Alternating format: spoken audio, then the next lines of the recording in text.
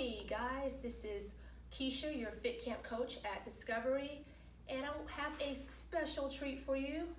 You've got per door, all your doors have this beautiful blue sheet of the 7 exercises. Make sure I'm counting right. 1, 2, 3, 4, 5. Yes, 7 exercises you should be doing daily. So I'm actually going to show you.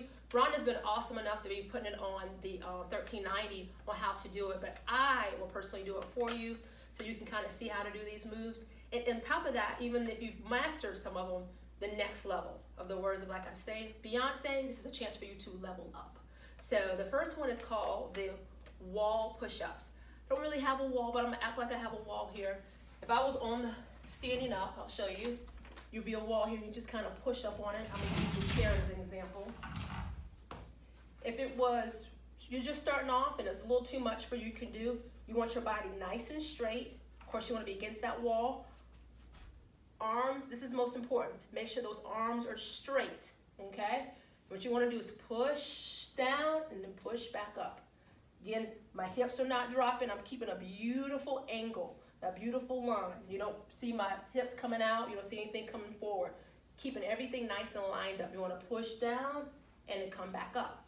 Now, if that's too easy for you, and you've mastered that, you can come to your bed or a coffee table. I recommend something sturdy. Same concept. You see, I still have that beautiful line. You're going to push down and then come back up. And if that's too easy for you, for my people who's to the next level, you can do what I call the push-up and kneel push-up. Again, coming down, keeping that beautiful line. Come down and then push back up. Because your goal eventually is to do a push-up. And I recommend you do about, maybe shoot for 4 to 5 per day. Just try it. If that's too much, just get in the habit of just holding your body weight. But it's very important, and no matter what fitness level you're at, to be able to hold your own body weight. The second one, which I love to do, and I do it in all my classes, is chair squats. Again, you get that chair, preferably a sturdy chair, not the sofa you use to watch all your Family Feud. A nice sturdy chair to help you push yourself up. Again, so you can see my posture is nice and tall. I'm not slouched over. Want to be in the middle of that seat. You want to hinge those hips forward. Make sure your feet are nice and flat on that floor and push up. And then come back down. Okay, that's a chair squat. Again, feet nice and flat, not on your toes, not pinching on that heel. Absorb that weight. Feet nice and flat. You want to make sure you hinge forward and push off that seat and come back. Again, start off with just 3. Start off with 1. Just start off doing something, but it's very important for you to push off the chair. The next one on that beautiful sheet is my favorite, which is chin tucks, right here on that picture.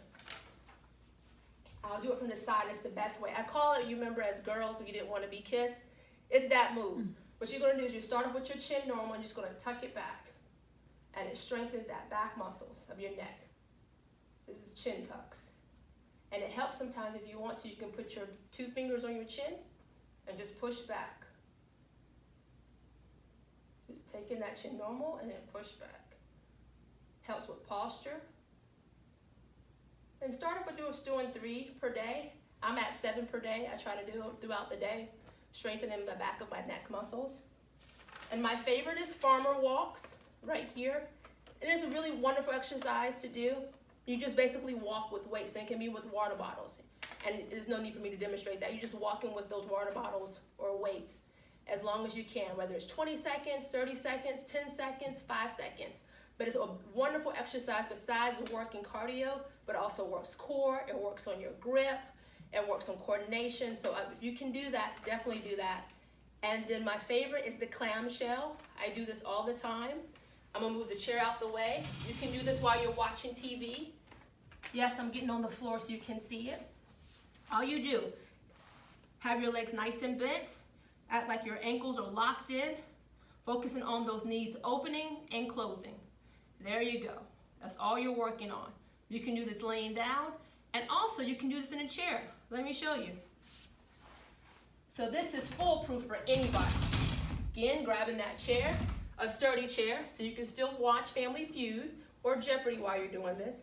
Again, acting like those ankles are tied together, focusing only on the knees. You're going to take it out and in, you want a little resistance, just put a little pressure on the outside of your knee and break it out. That's that simple. And there's different tools you can use, like resistant bands too as well. But I say start small so you can get the form, get the feel for it, and then you can add those resistant bands. But right now, all I want you to do is take those knees out and in. Really simple. Keeping everything. But the key is keeping those knees kind of locked in.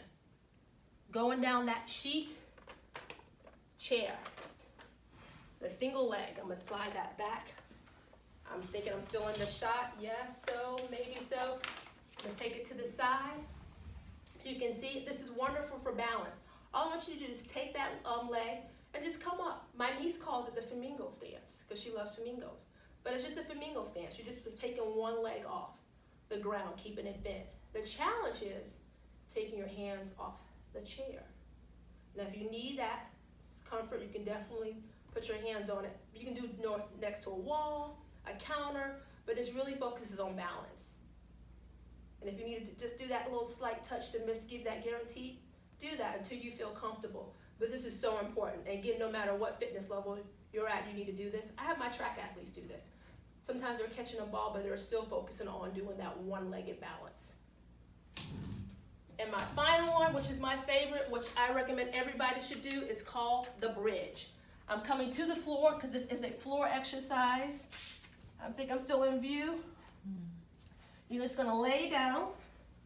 Some may even sleep like this. I don't, but you may. Legs are nice and bent. Shoulders are flat to the floor. And all I want you to do is worry about taking those hips up and back down. Keeping those shoulders flat.